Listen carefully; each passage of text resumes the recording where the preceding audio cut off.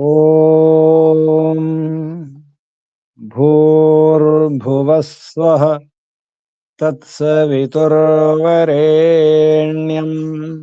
భర్గో దేవస్య ధీమహి ధియో యో నః ప్రచోదయాత్.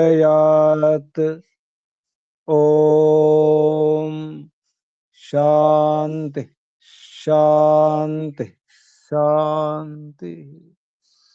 ఓం పరమపిత పరమాత్మ. ఓం ఓముకు వందనాలు. ఋషులకు, మహర్షులకు, మునులకు, యోగులకు, గురువులకు, ఆచార్యులకు, అధ్యాపకులకు, పెద్దలకు, మాతాపితలకు, శ్రేయోభిలాషులకు, మిత్రులకు, జడచేతనాది చరాచర జగత్తుకు వందనాలు. సర్వేభ్యో నమో నమః. ఓం అథ మహాభారత ఉద్యోగ పర్వ అంతర్గత విదురనీతి పదార్థ విస్తృత వ్యాఖ్యా సహిత. వ్యాఖ్యాత పండిత యుధిష్ఠిర మీమాంసక. విదురనీతిలో 6వ అధ్యాయంలో 40వ శ్లోకం వరకు చెప్పుకున్న తర్వాత స్త్రీల గురించి 2 శ్లోకాల గురించి కూడా కొంత పరిచయం చేసుకున్నాం. 41వ శ్లోకం, 42వ శ్లోకం.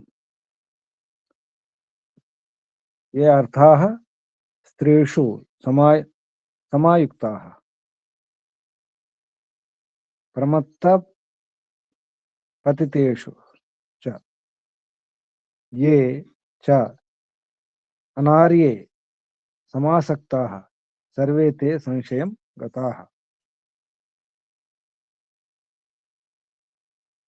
ఈ శ్లోకం తెలుగు అర్థం చెప్పండి.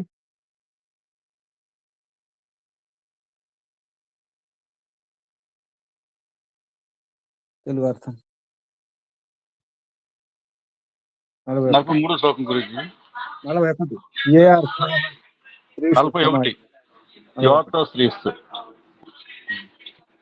నీచులు, స్త్రీలు, ప్రమత్తులు, పతితులు, అనార్యులు వీరిని ఆర్థిక కార్యములందు వినియోగించినచో ఆ కార్యములు జయప్రదములు కావు. ఎందుకో చర్చిద్దాం. అయ్యా. జయప్రదం కావు ఎందుకు? ముఖ్యంగా స్త్రీషు అన్నారు, తర్వాత ప్రమత్తులు అంటే అజాగ్రత్త ఉండేవారు అని అర్థం, లేదా మత్తు పిచ్చివాళ్ళు అనే అర్థం కూడా వస్తుంది. పతితేషు పతితులు చెడిపోయిన వారు, దుష్టులు, అనార్యులు అంటే దుష్టులు. అది ఎందుకో తర్వాత చర్చిద్దాం. 42వ శ్లోకం. ఎత్ర స్త్రీ ఎత్ర కితవో బాలో ఎత్ర అనుశాసిత మజ్జంతి తే అవశా రాజన్ నద్యాం అశ్మ ప్లవా ఇవ. ఓ రాజా, నదిలో నద్యాం అంటే నదిలో, అశ్మ అంటే రాయి, ప్లవ అంటే పడవ, నదిలో రాతి పడవ అనమాట. ఇవ అంటే లాగా. చెప్పండి. ఓ రాజా, స్త్రీలు, మోసగాడు, బాలకుడు వీరి చేత శాసింపబడువారు, పరిపాలింపబడు ప్రజలు రాతి పడవనెక్కి నదిని దాటగోరు వానితో సమానము. స్త్రీలు అంటే అయోగ్యులైన స్త్రీలు. ఎక్కడ కాగింది గురించి నిన్న చెప్పండి. చెప్తారా? మొత్తం చెప్పిన తర్వాత మాట్లాడదామా? చర్చ తర్వాత చేద్దాం. లేకపోతే 43వ శ్లోకం చూడండి. ప్రయోజనేషు ఏ సక్తాః నా విశేషాః భారత తాన్ అహం పండితాన్ మన్యే విశేషా హి ప్రసంగినః. అర్థం చెప్పండి. 44. అవసరమగు పనులను మాత్రమే చేయొచ్చు, అనవసరమగు కార్యములందు జోక్యం కలుగు చేసుకొనని వాడిని పండితుడని నేను భావించుచున్నాను. అనవసరముగా జోక్యం చేసుకున్నట వలన విరోధము గాని ఘర్షణ గాని సంభవించును. అర్థం అంతే ఉంది, వేరే ఉందా? అంతవరకు ఉంది గురుజీ. ప్రయోజనేషు ఏ సక్తాః నా విశేష భారత. ఏదైతే ముఖ్యమైన పని ఉందో తను అనుకుంటాడో ప్రయోజనము, ఆ పనిలో నిమగ్నమై ఉంటాడు. అటువంటి వాడిని ఏం చేస్తాం? ఏం చేస్తారు? వాళ్ళు విశిష్ట పురుషులు అంటారు.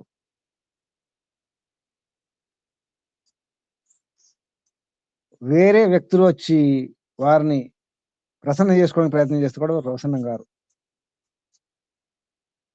విశేష పురుషులు, విశేష వ్యక్తులను మనం వారిని విఘ్నం చేయడమో, లేకపోతే వారి ఆకర్షణను మరల్చడమో, దృష్టి మరల్చడమో, ఆ మార్గం నుంచి వేరు చేయడమో ప్రయత్నం చేస్తే వారు రారు.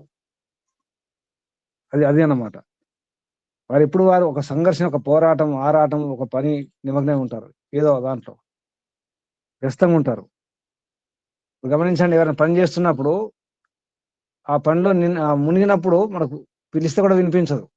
ఒక్కోసారి మనమే నిండా మునిగినప్పుడు, ఏకాగ్రం చేసినప్పుడు వినిపించదు.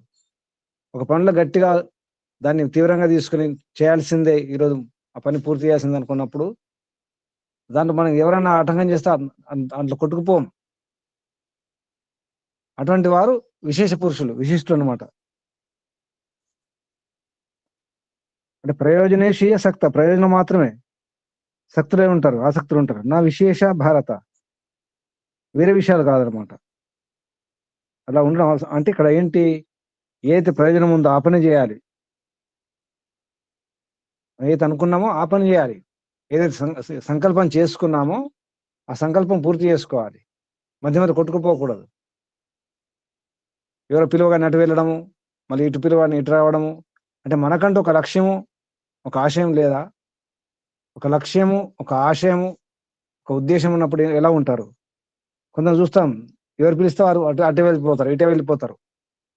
అంటే ఏ పని లేనట్టే ఉంటారు అనమాట. వారు గొప్ప కార్యాలు చేయలేరు, సాధించలేరు. సాధించాలంటే అనుకున్న పని పూర్తి చేయడానికి ప్రయత్నం చేయాలి. అక్కడెక్కడ కొట్టుకుపోవద్దు, చంచలం కాకూడదు, ఏకాగ్రం చేయాలని అర్థం. 44 శ్లోకం చూడండి. ఎం ప్రశంసంతి కితవా, ఎం ప్రశంసంతి చారణా, ఎం ప్రశంసంతి బంధక్య నా సహ జీవతి మానవ. అర్థం, తెలుగు అర్థం. 44 ఎం ప్రశంసంతి. వనమ్మ గారు, ప్రభురాజు గారు. గురుజీ, జూదగాండ్రు, స్తోత్ర పాఠకులు, వేశ్యలు ఎవరిని పొగడుదరో వానికి బ్రతుకు లేదు. బ్రతుకు లేదు. బ్రతుకు లేదు. సరే, జీవతి, వాడు జీవించున్నట్టు కాదట. వాడు జీవించున్నట్టు కాదు. ఎవరెవరిని? జూదగాండ్రు, స్తోత్ర పాఠకులు, వేశ్యలు అంటే భట్రాజులు, అంటే ఇక్కడ పొగిడేవారు అనమాట. పొగిడేవారు. చారణ, కితవా చారణ. చారణ అంటే పొగిడేవారు. వంది మాగదులు ఉంటారు, పొగుడుతుంటారు అనమాట. అటువంటి వాళ్ళు వేశ్యలు. వేశ్యకి ఏమన్నారు? బంధకి అన్నారు. బంధకి, నిజానికి అది మనం తెలుగులో బంధకి అంటారు. వేషను బంధకి అంటే బంధించేదని అర్థం. బంధక్య అంటే ఇక్కడ బంధకి, బంధక్య. వేశ్యలు బహువచనం కాబట్టి బంధక్య. ఇప్పుడు ఏమవుతుంది, వాడు జీవించినప్పుడు కూడా పోయినట్టే. వేషలు ప్రశంస చేస్తే ఎలా ఉంటుంది? ఒక వేష స్తుతిస్తుంది మనల్ని అంటే అర్థం ఏంటి? ఒక పొగిడేవాడు ఎందుకు పొగుడతారు? పొగుడుతున్నారంటే అర్థం ఏంటి? అలాగే ఒక జూదరి, మోసగాడు పొగుడుతున్నాడు మనల్ని అంటే మనం కొట్టుకుపోతే మనం జీవించుని కూడా వ్యర్థమన్నమాట. నా సహజీవతి మానవాహ, అటువంటి మానవుడు జీవించి ఉండలేడు. ఎం ఎవరినైతే ప్రశంసిస్తారో, ఎవరు? కితవ, జూదరులు, మోసగాళ్ళు. ఎం ఎవరినైతే ప్రశంసిస్తారో, చారణ అంటే పొగిడేవాళ్ళు. ఎం ఎవరినైతే ప్రశంసిస్తారో, బంధక్య వేశ్యలు, వాడు స నహ జీవతి, ఆ మానవుడు, స మానవ నా జీవతి, జీవించుండి ఉండలేడు. తర్వాత శ్లోకం 45, 46 రెండు ఒక దగ్గర ఉన్నాయా మీ దగ్గర? మీకు వేరే వేరే ఉన్నాయా? 45, 46 వేరు వేరు ఉన్నాయి గురుజీ, వేరు వేరే. చెప్పండి. చెప్పండి 45 చెప్పండి. హిత్వా తాన్ పరమేశ్వర ఆసాన్ పరమ ఇషు, అది పరమ ఇషు, ఇషు ఆసాన్ అస్సాం. పరమ ఇషు, అది పరమేషు. పరమ ఇషు అంటే బాణం, ధనుస్సు. పరమ ఇషు ఇషువాసాన్ పాండవాను అమితౌజస ఆహితం భారత ఐశ్వర్యం త్వయా దుర్యోధనే మహత్. చెప్పండి అర్థం. ఓ భరత శ్రేష్ఠ, శక్తి సామర్థ్యములు కలిగి ధనుర్ధరులు తేజోవంతులునగు పాండవులను వదిలిపెట్టి ఈ గొప్ప సామ్రాజ్యమును దుర్యోధను పైన ఉంచితివి.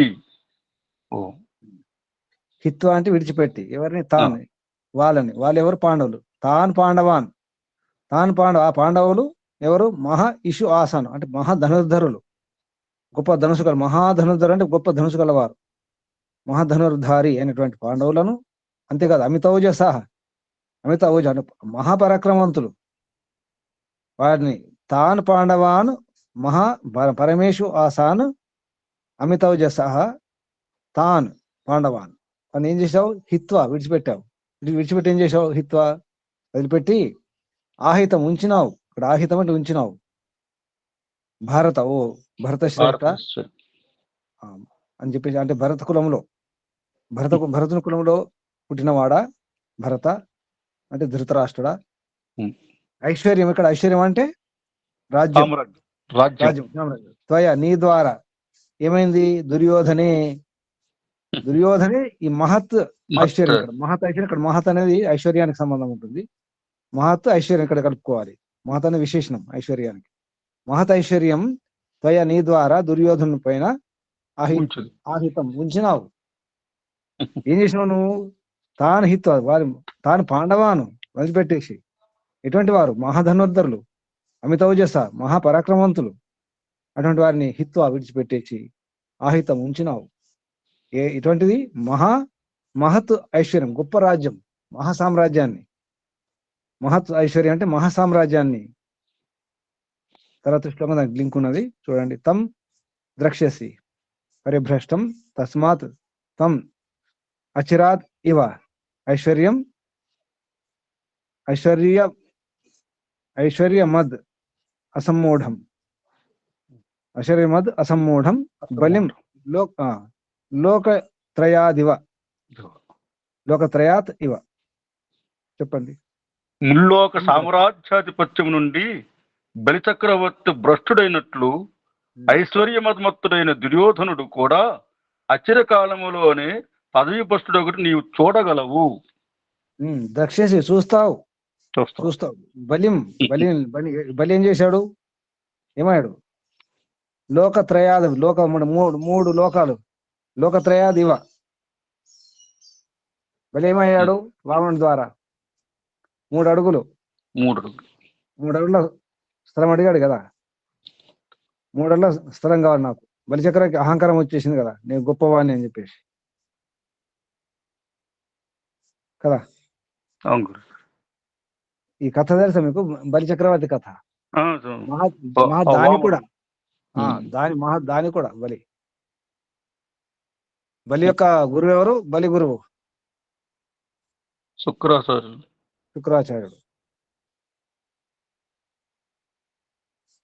శుక్రాచార్యుడు హెచ్చరిస్తాడు కూడా, ఆ వామనుడు ఎవరో కాదు, జాగ్రత్త చెప్తాడు కూడా. వాడిని మాట ఇచ్చిన కదా దానం చేస్తానని, నన్ను మించిన దానశీలుడు ఎవరు లేరు అని అహంకారం ఉంటుంది. 3 లోకాల్లో తన రాజ్యం ఉంటుంది, 3 లోకాల ఆధిపత్యం ఉంటుంది. ఇది వెనక రహస్యం తెలుసా మీకు ఎవరికైనా? వెనక రహస్యం,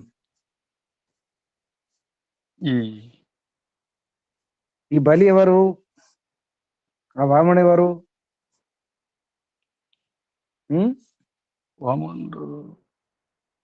పరమాత్మ. ఈ విషయం ఉంటే ఋగ్వేదాది భాష భూమికలు ఉండొచ్చు. చివరిలో ఆ వృత్రాసురుడు ఇంద్రుడి గురించి కూడా వస్తుంది, అహల్య గురించి వస్తుంది. ఉంటే దాంట్లో ఉండాలి ఈ బలి గురించి. లేదంటే ఇక్కడ పండిత యుధిష్ఠిర మీమాంస గారు చెప్పడం జరిగింది. అసలు బలి అనే శబ్దం ఎలా నిష్పన్నం అవుతుందో చెప్పినారు ఇక్కడ. బల సంవరణే ధాతు. బల సంవరణే అంటే బలాన్ని ఆవరించేది అని అర్థం. బలి అంటే బలాన్ని ఆవరించేది. బలం అంటేనే సంవరణం అంటే దాచేది అని అర్థం వస్తుంది. దాచేవాడు అని అర్థం. బలి దాచేస్తాడు. మరి ఆ వామనుడు ఎవరు? ఇక్కడ బలి అంటే చీకటి ఆవరిస్తుంది కదా. బల సంవరణే ధాతు రాసుకోండి. బల సంవరణే ధాతు పాఠంలో వస్తుంది. సంవరణ సరిగా మంచిగా ఆవరణం అనమాట, ఆపేస్తుంది. చీకటి ఆపేస్తుంది కదా. ఆ చీకటిని తొలగించేటప్పుడు ఏం జరుగుతుంది? ఈ వామనుడు ఎవరో కాదు, సూర్యుడు. వామనుడు సూర్యుడు అనమాట. సూర్యోదయం అయినప్పుడు ఎలా ఉంటుంది? బ్రహ్మముహూర్తంలో కొంచెం కొంచెం కొంచెం కొంచెం వస్తుంది. ముందు చిన్నగానే ఉంటుంది, వెలుగు ఎంత ఉంటుంది? తక్కువ ఉంటుంది కదా ముందు.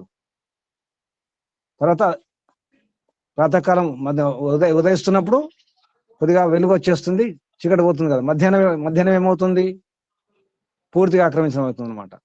అంటే సూర్యుడు వామనుడిగా వచ్చి పూర్తిగా ఆక్రమించేస్తాడు. ఆక్రమించి ఏం చేస్తాడు? మొత్తం చీకట్లను దూరం చేస్తాడు.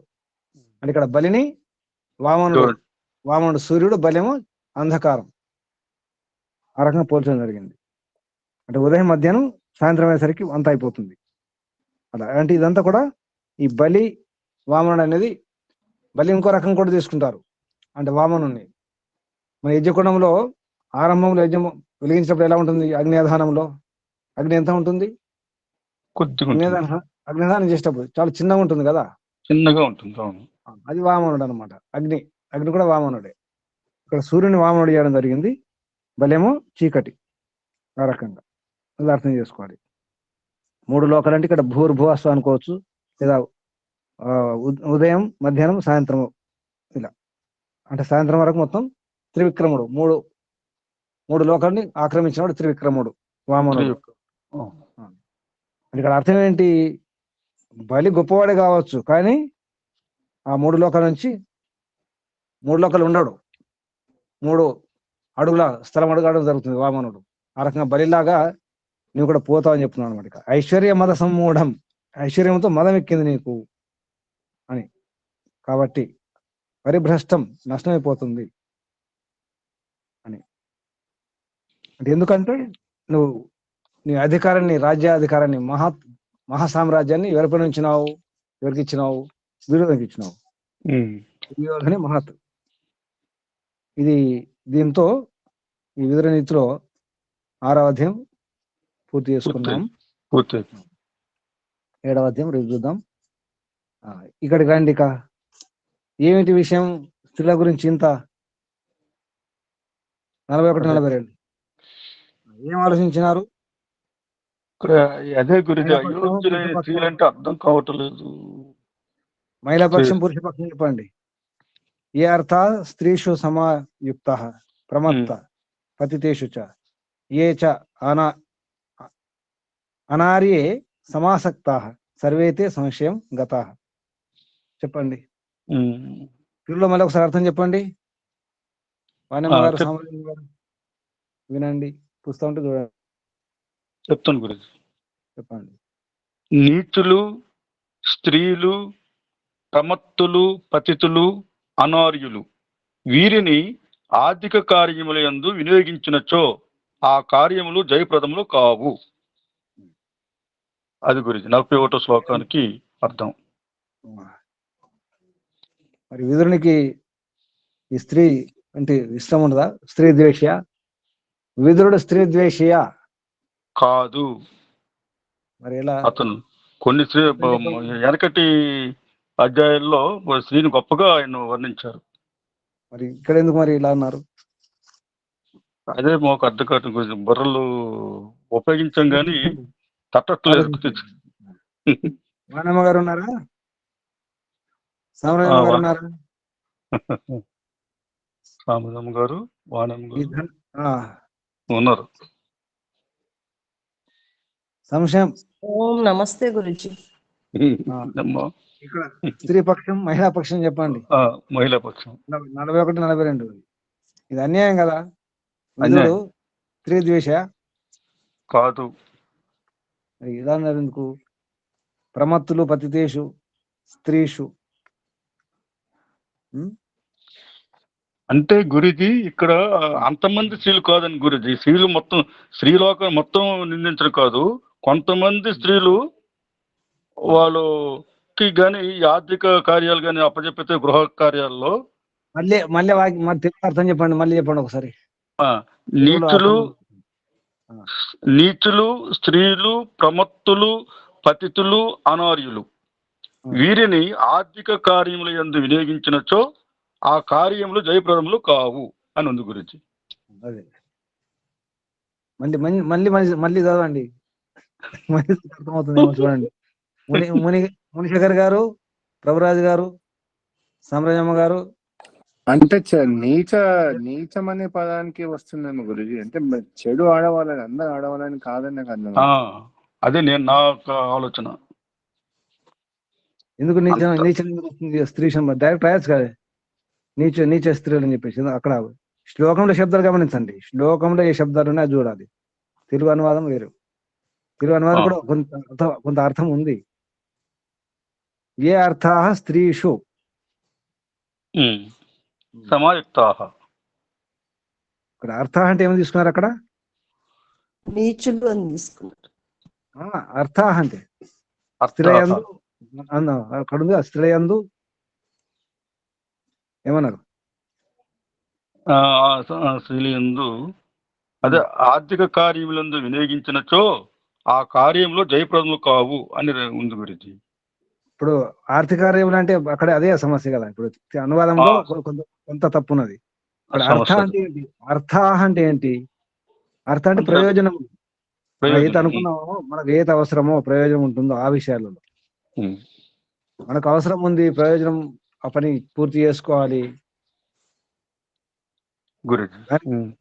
స్థిరయందు, ప్రమత్రయందు, పతితేషు అనార్యులు. అనార్యులు అంటే దుష్టులు తీసుకోవాలి.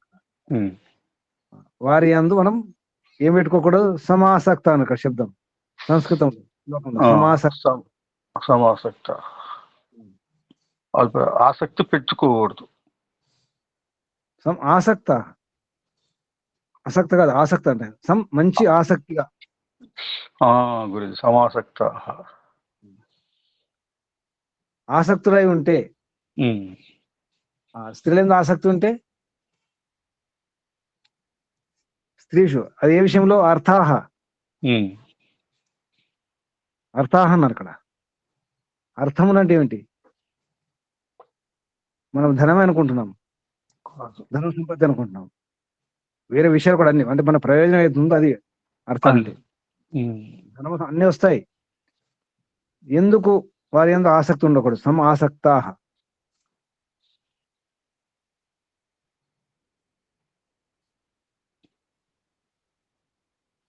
అంటే వారితో ఇక్కడ ఏమన్నా అంటే ఈ స్త్రీల ద్వారా, వారి ద్వారా పొందాలనుకుంటే, అంటే స్త్రీల ద్వారా ఏదైతే కోరికలు ఉంటాయో, లేదా ప్రయోజనాలు ఉంటాయో, ధన సంపత్తి ఉంటుందో, ఐశ్వర్యం ఉంటుందో, రాజ్యం ఉంటుందో, ఇవన్నీ ఉంటాయి కదా.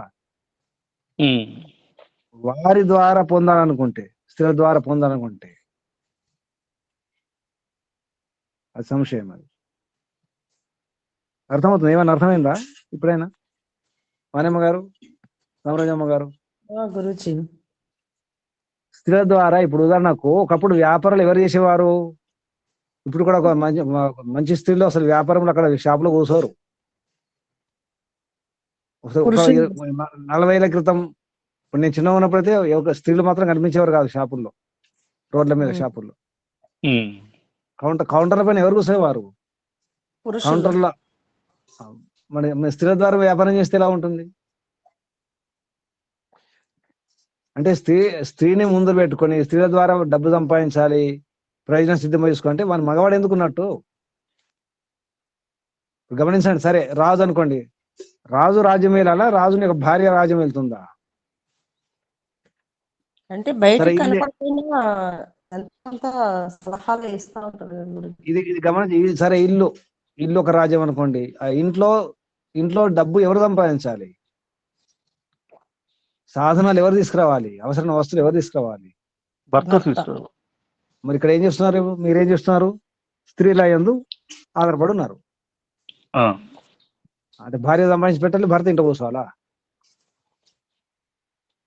విషయం అర్థమవుతుందా? అవును గురు, అది తప్పు. పతితుడు సంపాదిస్తాడా? పతితుడు చెడిపోయినవాడు, ముందే తాగుబోతూ చెడిపోయినవాడు, వ్యసన పరుడు. మూర్ఖుడు. అనారు అంటే మూర్ఖుడు లేదా దుష్టుడు. వాడే సంపాదించేస్తాడు మనకు. స్త్రీలు సంపాదించి ఇవ్వాలంటే అనుకోవడం తప్పు కదండి. ఇప్పుడు మీరు చెప్పండి, మీరు ఇప్పుడు అమ్మ సంపాదించి ఇవ్వాలి, కూతురు సంపాదించి ఇవ్వాలి, భార్య సంపాదించి ఇవ్వాలంటే అనుకుంటే తప్పు కదా. తప్పే. మరి ఇప్పుడు ఇక్కడ ఏమన్నా సమాసక్త, మరి ఆసక్తి ఉండదు. స్త్రీల ఆసక్తి ఉంది, వాళ్ళు సంపాదించి ఇవ్వాలని చెప్పేసి. ఏ విషయాలు, ఏ అర్థాలు ఉన్నాయో, ప్రయోజనాలు ఉన్నాయో, కావలసిన వస్తువులు ఉన్నాయి, కావలసిన విషయాలు ఏమైనా కావచ్చు. ఇక్కడ ఏమన్నా అంటే హిందీలో చాహే హుయే విషయం అన్నారు. మనకు కావాల్సిన విషయాలు ఏమైనా కావచ్చు అందులో, ధనం అనే కాదు. ధనం కూడా తీసుకోండి. ఇదే గమనించండి. ఒకప్పుడు స్త్రీలు వ్యాపారం చేసేవారా? కౌంటర్ మీద కూర్చోవారా? షాపులో కనిపించేవారా? రాజ్యం కూడా అటు ఎవరో కూడా రాణులు ఉన్నారు, కానీ రాజ్యం వేయలేదు ఎవరు? రాజు. కానీ ప్రతి పురుషుడు వెనుక ఒక స్త్రీ ఉంటుందని అంటారు కదా గురు. ఇక్కడ రండి. అసలు నడిపించేవారు ఎప్పుడు నడుస్తారా? మార్గదర్శనం చేసేవారు మార్గదర్శనం మన వెంట వస్తారా? సలహాలు ఇచ్చేవారు సలహాలు వాళ్ళు మనతో పాటు పాటిస్తారా? ఇప్పుడు నేను మీకు ఆరోగ్యం బాగాలేదని ఈ మెడిసిన్ వాడండి, ఈ మూలిక వాడని చెప్తాను. నన్నే వేసుకోమంటే, గురుగారు మీరు వేసుకోండి అంటే అవసరమైనప్పుడు వేసుకుంటారు. నాకు అవసరం కూడా వేసుకుంటానమ్మా. మీకు అవసరం నేనే ఎందుకు వేసుకుంటాను? అలాగే అదే మీకు రాజు, అవసరమైనప్పుడే. మీకు తెలుసు కాబట్టి కదా మీరు చెప్తున్నా. అదే రాజును నడిపించేది ఎవరు? ప్రాణులు. రాజమాత ఉంటుంది, రాణి ఉంటుంది, రాజమాత కూడా ఉంటుంది. రాజమాత రాణి. పదవులు ఉన్నాయండి. ఈ విషయం మీకు తెలుసో తెలియదు. రాజులకు జీతాలు ఉండేవి. రాజు ఉచిత సేవ చేసేవారేం కాదు. ఇప్పుడు సీఎంలకు పిఎంలకు ఏ విధంగా అయితే వేతనాలు ఉన్నాయో, అదే విధంగా రాజులకు కూడా వేతనం ఉండేది. ఆ విషయం తెలుసా మీకు?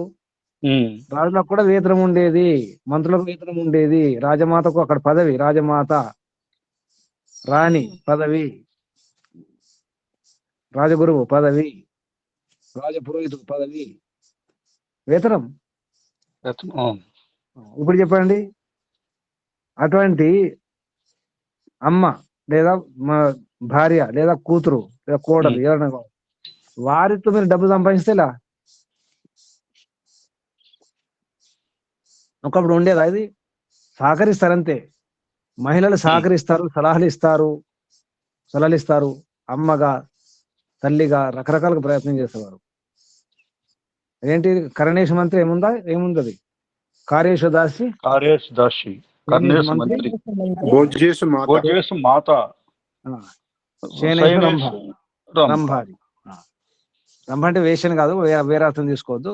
అంటే అందంగా ఉండాలి, అలంకరించుకొని ఉండాలి, శుద్ధంగా ఉండాలని అర్థం. ఇప్పుడు చెప్పండి, అటువంటి అమ్మను మనం ఏ రకంగా చూస్తున్నాము? మధ్యకాలంలో ఇప్పుడు కొందరు తాగుబోతులు ఉంటారు. వాళ్ళు ఏం చేస్తారు? భార్యతో సంపాదించలేదు అంటే భార్య కష్టపడి సంపాదించి తీసుకొస్తే, కూలి పని చేసో కూలి అనాలు ఏదో ఒకటి తీసుకొస్తే తాకుంటూ ఉంటాడు. అది చేయకండి. అలా ఆధారపడుకుంటకూడదు. రాజ్యమైనా మీ కోరికలు నెరవేర్చుకోవడం అయినా భర్తలు చేయాలి, మగవాళ్ళు చేయాలి, కానీ ఆడవాళ్ళు చేయకూడదు. ఆడవాళ్ళు సంపాదించకూడదు. నిజానికి సహకరించాలి.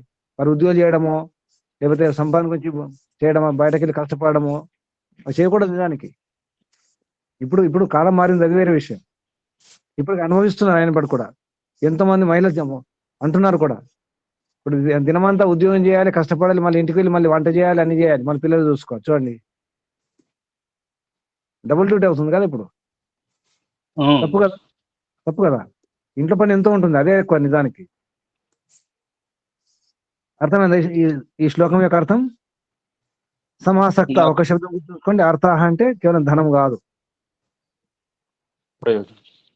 మన వీళ్ళపైన ఉండకూడదు. పతితులు ఉంటారు, తర్వాత జూదర్లు ఉంటారు, అటువంటి వారు లేదా దుష్టులు ఉంటారు. ప్రమత్త పతితేషు అనార్యే అనాలి. తప్ప స్త్రీషు సం ఆసక్తాః సర్వేతే సంశయం గతాః. అది అంత సంశయమే, సందేహమే. తర్వాత ఎత్ర స్త్రీ ఎత్ర కితవో బాలో 42వ శ్లోకం అర్థం చెప్పండి. ఓ రాజా, స్త్రీలు, మోసగాడు, బాలకుడు, వీరి చేత శాసింపబడువారు అంటే పరిపాలింపబడు ప్రజలు. ఉమ్. ఉమ్. రాత్రి పడవనెక్కి రాతి పడవనెక్కి నదిని దాటగూరవానితో సమానము. ఉమ్. ఇక్కడ స్త్రీలంటే అయోగ్యులైన స్త్రీలు అని అర్థం చెప్పారు గురించి. ఉమ్. ఎందుకు? ఇక్కడ కూడా అదే అర్థం. మళ్ళీ వారు ఈ శ్లోకం కూడా వారు శాసించరు. ఎందుకు చెప్పండి? ఇంట్లో అమ్మకు భయపడతారా, నాన్నకు భయపడతారా? వ్యవహారంలో పిల్లలు ఎవరికి భయపడతారు? తల్లిదండ్రులకు. పిల్లలే కాదు. విషయం ఏంటంటే నా గమనించాను, ఈ ఆవులు ఉంటాయి కదా, ఆవులు నేను వెళ్తే భయపడేవి, ఆడవాళ్ళు వెళ్తే భయపడవు అవి. గమనించండి, కుక్కలు లాంటివి కూడా ఆడవాళ్ళకు భయపడవు, పశువులు కూడా భయపడవు ఆడవాళ్ళకు. ఇంట్లో పిల్లలు కూడా ఆడవాళ్ళకు భయపడతారు, తల్లికి భయపడతారు? ఎవరన్నా భయపడతారా తల్లికి? భయపడరు గురు. ఎందుకు భయపడరు? అమ్మ గుణం ఏంటి? ప్రేమ. అమ్మ గుణం శాసించే గుణం ఉండదు. అమ్మ శరీరం, అమ్మ మనస్సు శాసించే గుణం ఉండదు. అది గమనించాలి. వాళ్ళు శాసించలేదు కానీ సలహాలు ఇవ్వగలుగుతారు, నడిపించగలుగుతారు. వారు శాసించలేరు, అంత కటుగా కర్కశంగా ఉండలేరు. ఇప్పుడు సామాన్యంగా తల్లుడు ఇప్పుడు రాదు అనుకోండి, రాజు దండించాల్సి వస్తుంది, ఉరి తీయాల్సి వస్తుంది, లేదా శిరచ్ఛేదం చేయాల్సి వస్తుంది. ఒక్కోసారి రాజే స్వయంగా ఖడ్గం తీసుకుని, కత్తి తీసుకుని తల తీసేయాల్సి వస్తుంది. తీసేస్తారా తల్లులు? అంత నిర్దయంగా ఉంటారా? జాలి లేకుండా, కరుణ లేకుండా, దయ లేకుండా ఉండరు కదా. ఉండరు గురుజీ. ఎప్పుడైనా అంటే రానున్నారు కానీ తలలు తీసేసినట్టు, ఉరి తీసినట్టు ఆడవాళ్ళు ఇప్పుడు ఉరి శిక్ష వేస్తారు కదా, ఆ ఉరి తీసే తలారి ఉంటాడు, తలారి. ఆడవాళ్ళు ఉంటారా? ఉండరు. ఇది గమనించండి. అంటే వారు శిక్షించలేరు, దండించలేరు, అంత కర్కశంగా ఉండలేరు, కటుగా ఉండలేరు. ప్రేమ ఉంటుంది. అటువంటి వాళ్ళని మీరు తల తీసేయండి, నరికేసేయండి, దండించండి అంటే ఎలా ఉంటుంది? అనుశాసనం అంటే ఇక్కడ అనుశాసనం అంటే క్రమశిక్షణ ఉంచడం అనేది. సామాన్యంగా తల్లులు అంత కర్కశంగా ఉండలేరు, ప్రేమ ఉంటుంది కాబట్టి కరిగిపోతారు తొందరగా. అందుకే ఇల్లే గుర్తుంచుకోండి. ఇప్పుడు ఎంత పెద్ద వయసు వచ్చినప్పుడు కూడా తల్లితో ఉన్నంత ఫ్రీనెస్ కానీ, ప్రేమ కానీ తండ్రితో ఉండదు. ఉంటుందా? చెప్పండి ఎవరైనా, మీ అనుభవాలు చెప్పండి. అమ్మ అంటే ప్రేమ ఉంటుందా, నాన్న అంటే ఎక్కువ ప్రేమ ఉంటుందా? ప్రేమ అంటే ఆప్యాయత. వ్యవహారంలో గమనించండి. ఇక్కడ కించపరిచే విషయం ఏం లేదు. ఇక్కడ కితవా బాలో యత అనుశాసిత స్త్రీ, ఎత్ర స్త్రీ ఎత్ర కితవా బాలో ఎత్ర అనుశాసిత. ఇది అప్పుడు ఏమవుతుంది? అమ్మ సామాన్యంగా అమ్మ అనుకోండి, ఎంత స్ట్రిక్ట్ గా ఉండాలనుకున్నా అమ్మ ఉండలేదు. ఏదో కొద్దిసేపు ఉంటుంది కానీ చివరికి కరిగిపోతుంది కదా. కాబట్టి అమ్మతోని కంట్రోల్ చేయించే ప్రయత్నం చేయకండి, మహిళల ద్వారా కంట్రోల్ చేయించకండి. మహిళలు సలహాలు తీసుకోవాలి, తల్లి సలహా తీసుకోవాలి, భార్య సలహా తీసుకోవచ్చు. కానీ అది న్యాయం అన్యాయమా తీర్పిచ్చేటప్పుడు కూడా రాజులు, ఇప్పుడు కూడా ఈ జడ్జిలు ఉంటారు కదా, న్యాయాధీశులు, చివరికి తీర్పిచ్చే ముందు ఇంట్లో ఉన్నటువంటి పెద్దల, ఈ తల్లి కానీ భార్య వాళ్ళ సలహాలు తీసుకుంటారు. ఇప్పుడు కూడా ఇలా అనిపిస్తుంది, ఏం చేద్దామని చెప్పేసి మంచి సలహా ఇవ్వగలుగుతారు, సరైన సలహా ఇవ్వగలుగుతారు. కానీ వారినే మీరే దండించండి, శిక్షించండి అంటే కష్టం, చేయడం కష్టం. ఇప్పుడు మీరు గమనించండి, మహిళా సర్పంచులు ఉంటారు, మహిళా నాయకులు ఉంటారు కదా, మహిళా మినిస్టర్లు కానీ ఎవరైనా కానీ గమనించారా? వెనక మళ్ళీ ఎవరు ఉంటారు? వాళ్ళ నాన్ననో వాళ్ళ అన్ననో భార్య భర్తనో ఎవరో ఉంటారు చూడండి, అవును గురు, అవును. గమనించారా లేదా? కాబట్టి వారితో అనుశాసనం, వారితో శిక్ష వేయించడం, దండించడం అనేది పని చేయించకండి అని అర్థం. అమ్మల చేత మహిళల చేత దండించడం కుదరదు అది. అందుకే వారు ఈ అనుశాసన విషయంలో ఉంచకూడదు. మరి ఏం చేయాలి? వారి సలహాలు తీసుకోండి. అది అర్థమవుతుందా? తిట్టినట్టు అనిపిస్తుందా? లేదు గురు. విదురుడు స్త్రీ దేశి కాదు, బాగా గుర్తుంచుకోండి. శబ్దాలు గమనించాలి. అసలు ఎందుకు అలా అన్నారు? తే మధ్య ఇక్కడ ఏమన్నారు? తే అవశాహ రాజన్ నద్యాం అశ్వ ప్లవాహ ఇవ. అవశ అన్నారు అంటే కోరకుండా అని అర్థం వస్తుంది. అవశ అంటే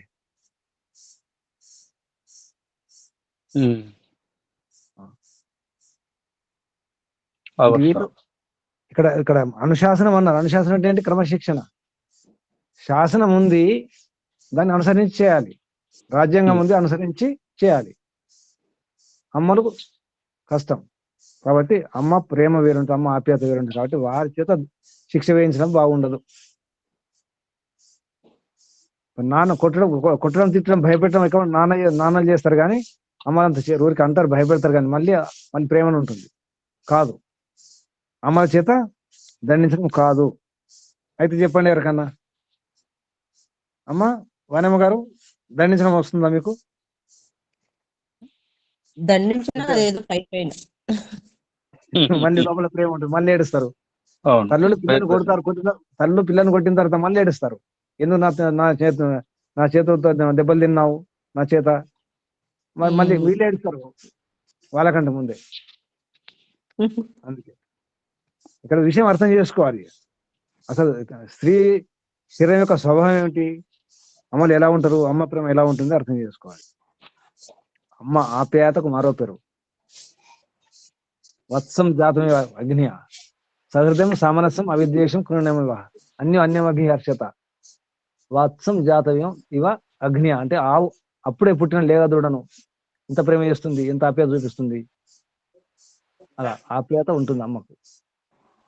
అలా అందరూ ఉండాలని చెప్పేసి ఆ మంత్రం యొక్క ఉద్దేశం. మంత్రంలో ఇదే సహృదయం సామరస్యం ఉండాలి, ఒకే మనస్సు, కలిసి అర్థం చేసుకోవాలి, ప్రేమతో ఉండాలని చెప్పేసి ఆ మంత్రం. అందులో ఉదాహరణ అప్పుడే పుట్టిన అగ్ని అంటే ఆవు, వధించదగని, బాధ పెట్టదగని ఆవు, చంపదగని ఆవు, అప్పుడే పుట్టిన వత్సం జాతమే, అప్పుడే పుట్టినటువంటి ఆ వత్సను, ఆ దూడని ఏ విధంగా ప్రేమ చేస్తుంది, అటువంటి ప్రేమ ఎప్పుడు ఉంటుంది అమ్మకు పిల్లల మీద. అప్పుడే కాదు, ఆవుకు అప్పుడే ఉంటుంది.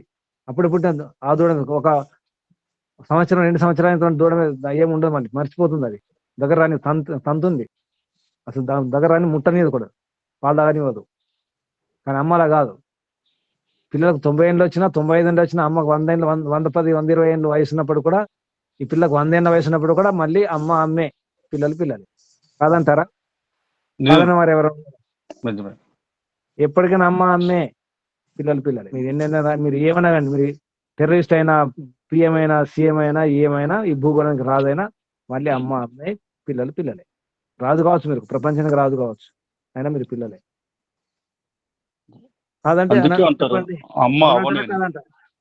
మరి అమ్మ అంతే, అమ్మ అంతే నాన్న ఎంతో. అమ్మ అంతా నేను వచ్చింది కదా, అమ్మ అంతా నాన్న ఎంతో. కవిత, ఆ కవిత చదివారా, చూసారా కవితను? చూసాను గురుజీ, చదువు. అమ్మ నాన్న మొత్తం అన్ని వచ్చేసాయి అందులో. అమ్మ అంటే ఏమిటి, నాన్న అంటే ఏంటి? అమ్మ అవని నాన్న కష్టం ఇదంతా చదవండి. 7వ అధ్యాయం రేపు చూద్దాం. ఇక్కడ ముగించేద్దామా? సందేహాలు ఉన్నాయి? ఇందులో సందేహం ఉంటే అడగండి. స్త్రీల గురించి తిట్టుకున్నారు పాపం మహిళలు. మనమో ఏం తిట్టుకోలేదు, కానీ ఏదో ఉంటుంది కదా, ఏదో ఉంటుంది కదా. ఏమనుకున్నారు మరి? తిట్టుకోలేదు కానీ అంటే కానీ అని వచ్చింది కాబట్టి ఏదో ఉంది. చెప్పండి మీ మనసులో ఏముందో.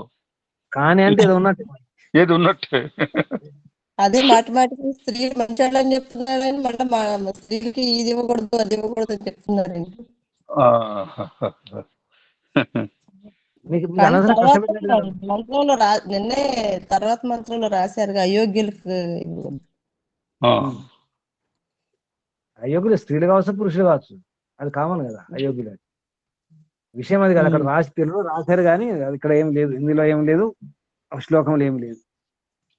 పురుషులు కూడా అయోగ్యులు ఉంటారు కదా, అయోగ్యులు అంతే అంతే. రాణి, అమ్మ అంటే రాణి, రాణి అంటే రాణి అంతే. ఆ రాణి చేత డబ్బు సంపాదించండి అది సంపాదించండి అనకూడదు, వ్యాపారం చేయించకూడదు. డబ్బు సంపాదించే బాధ్యత పురుషులదే. అమ్మ రాణి అంటే రాణి అంతే. గ్రహ సామ్రాజ్యం, అమ్మ గృహరాణి, ఇంటి దీపం, ఇంటి దీపం, గృహదీప్తయ, ఇంటి దీపాలు. అందరం కేవలం భార్య మాత్రం కాదు, అందరూ కూడా, స్త్రీలందరూ కూడా. స్త్రియా గృహదీప్తయ, స్త్రియా గృహదీప్తయ. శుభం. ఓం శం పరమాత్మకు విశ్వకుమార్ అందరూ కూడా ధన్యవాదాలు, వందనాలు. మీ అందరికీ అభినందనాలు, పరమాత్మ ఆశీర్వాదాలు. ఓం శం. ఓం సాదర ప్రణామం గురుజీ.